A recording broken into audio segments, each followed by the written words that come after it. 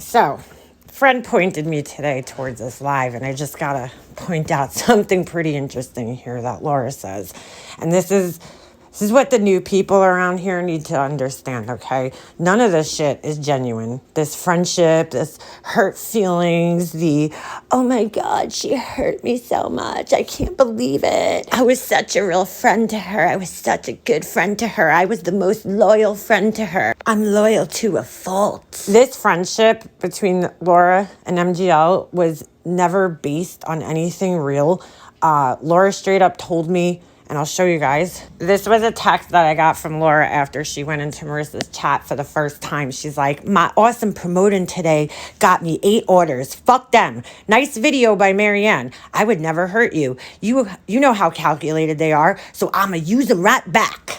I would hope you know that. I have them both still blocked, but I'll be honest, that bluegill made me freaking cry, and fuck Diane. I am so not friends with either of them. Call me. This was like a desperate attempt because she knew she fucked up by going in there. And so this was like her manipulative text to try to get me to forgive her because she was in there making sales, yo. She was making sales. So when Laura says that she's, quote, loyal to a fault, that's all bullshit too, because Laura, I was a good friend to you. I know I was.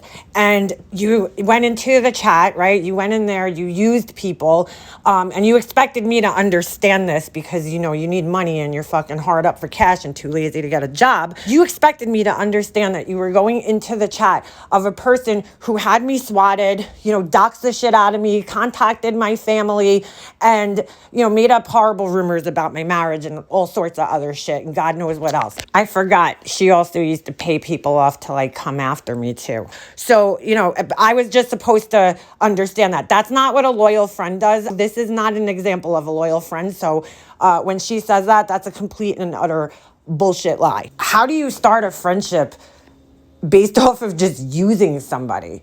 How do you count that as a real genuine friendship? That's not what friendship is, which is why her friendships never last, neither one of them.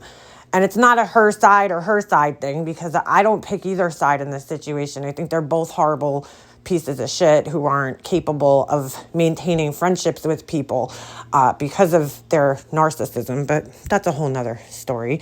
But I want you to listen real closely here to what Laura says in this clip because she basically admits that she was just using her. So let's just take a little listen here. And before we get into that, I just got to say one more thing. Fuck Wendy V. Sorry, but I'm not a fucking follower like some others. Sorry, not sorry. The thing is, now listen, I'm not having a go at you or anything. So when you were hanging out with Molly and you're putting your candle link and shit, that's now. Listen, all of a sudden, and I hope I'll be the first to say in the Discord, I'm like, holy fuck, Laura has 1,000 people in her fucking chat. Now that is that's fucking well done, man. Thank you. Yeah, absolutely. And we've all sat for many years watching you go, fuck, Laura has 1,000 people in her chat.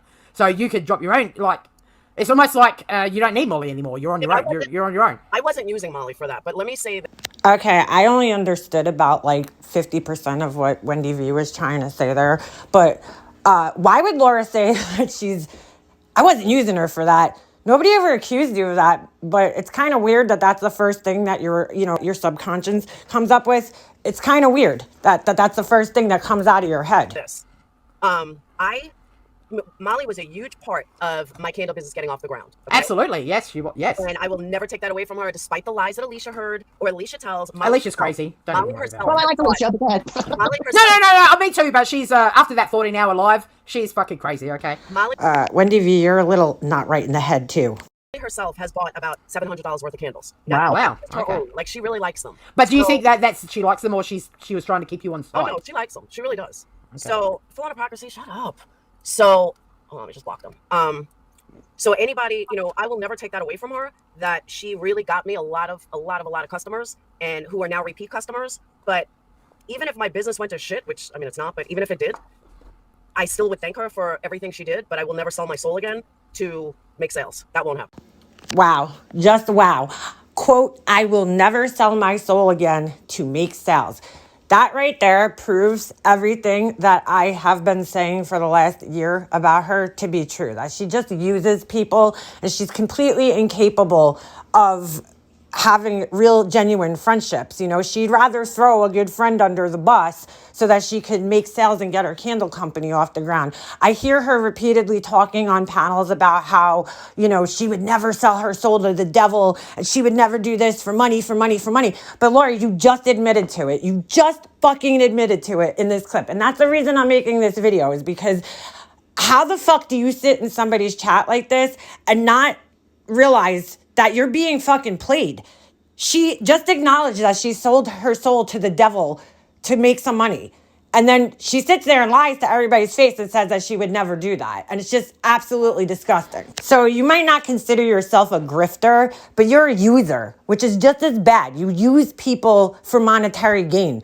You throw people who are good people like myself under the bus for monetary gain. That's what you do. That's your whole MO on here, is to make money. And I understand you have to feed your family, so I ain't knocking the hustle, but you could have done that on your own without having to go through all this shit. So once again, I'm right. So anybody that's sitting there at this point feeling bad for this woman because, you know, she was like tossed to the side, think about what she does to other people and how she hurts other people and treats other people. She just admitted right there that she sold her soul to the devil for money. It gets dangerous. Money and power is changing us, and now we're lethal, infected with the evil. God, I wonder, can you save me?